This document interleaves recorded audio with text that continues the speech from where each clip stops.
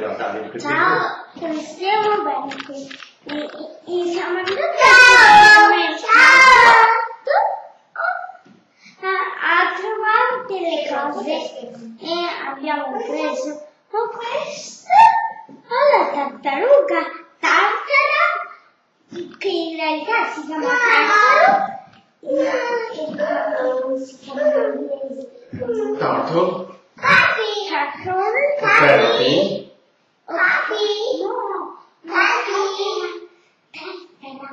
e tartaro. Non lo so. Allora Cecchina Tot. E lui sarà Tartan. Questo è il simbolo del Maryland, la M di Maryland. E qui a casa si sta proprio bene.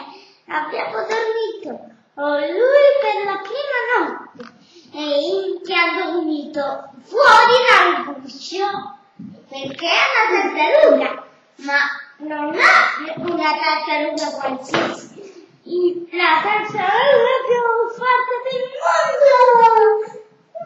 Scusate, anche più grande del mondo. Vabbè, salutiamo. Ciao, ora andiamo di nuovo al supermercato. Ciao.